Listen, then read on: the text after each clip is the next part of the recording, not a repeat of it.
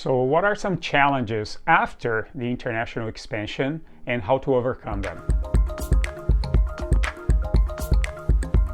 Click here the subscribe button and set up the alert if you want. Also, if this content is useful, let us know in the like button. But let's jump at the content here, okay? So first thing, many businesses already took some important steps. For example, the business may be already incorporated in Canada, so a company already exists in Canada. Maybe the business already completed an excellent incubation or acceleration program and got tons of information about how things work here and has all the connections and knowledge. Maybe some of the key people already obtained important documents to live in Canada, like the work permit or even the permanent residency. And maybe even there's a number of different open commercial conversations going on, right? But in many cases, even though all of these may be there is usually a lack of business traction. So let's have a look at what may be happening. There's only like really three main things. So the first thing to think about is back home a bit of a distraction? What do I mean by that? Most emerging markets, foreign entrepreneurs who are doing business also here in Canada, they also have a business to run back home, right? There may be management and very competent people doing the work back there, but usually there's a decision maker here. You've been pulled by problems and needs and opportunities from back home. Maybe you got a big client, maybe there's some staff issues to attend to, maybe if you're the technical person in the business, there are technical things to attend to. And not only the business, sometimes there's a lot of distraction around the family, especially if in this journey to Canada, part of the family came together. Are they adapting? Do they like it? Are they getting used to everything that's new around here? So don't underestimate the power of distraction in terms of robbing you, stealing valuable time, focus, and brain power from the growth of the business in Canada. So this may be happening. So this is one thing to consider.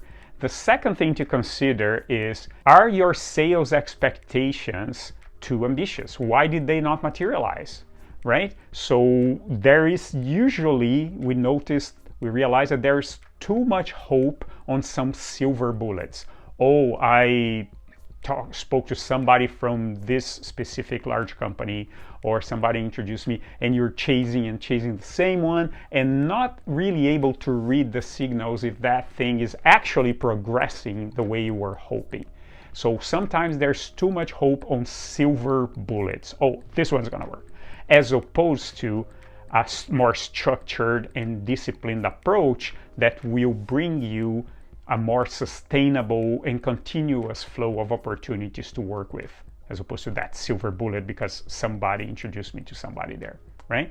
So the third thing is really important to think if you are learning and if you are applying an ability to what I call switch away from the selfie camera. What do I mean by that? Is your sales process really aligned with the market's buying process? Or are you trying to apply successful formulas, but that worked in a completely different environment? You're trying to apply here. So are you learning and adapting? And are you switching away from paying attention to yourself in the past and how things worked for you? And are you actually learning how things should be working here? That's really important. So there is this need to address blind spots, which by definition, blind spots, they are there, but you don't see them, right? And why this happens? What's the reason why somebody may be behaving in a certain way or reading the situation a certain way where actually what's happening is something a little different?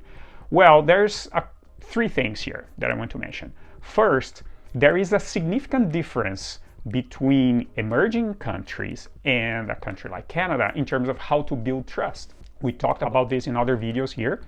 In Canada, you build trust with the market and with people you're talking to by showing them that what your business does is a good fit for a need in the market. Versus back home, it's about reputation. You build trust by reputation, by saying how big you are, how many years you're in business, who are your big, large, reputable clients. Yeah, that's nice to know, but what people really want to know before they decide to deal with you is, are you really the best option to solve a very specific problem that I have? That's the first thing. How you build trust. You need to pay attention. Are you trying to build trust with a blind spot, the way you used to build trust back home?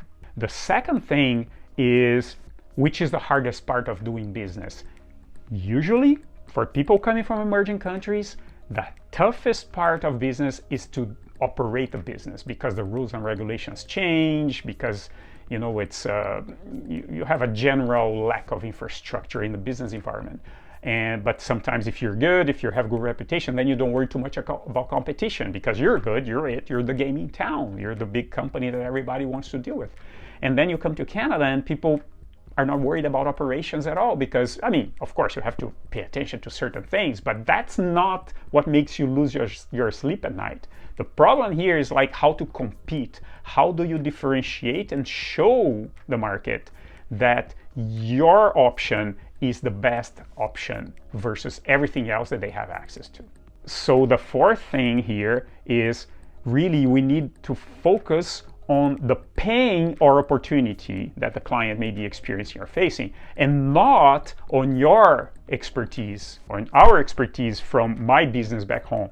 It's not about my capabilities or my business's capabilities, technologies, or track record, or big clients, this and that. It's not about that. It's about, can I solve the pain and the problem or open the opportunity better than anybody else?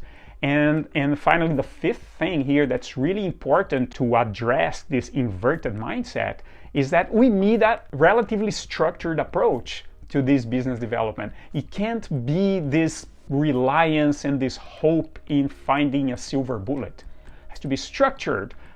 What's our message? Let's have the discipline in our message. What is the process that I'm using to arrive at the market and to talk to people? This is all important.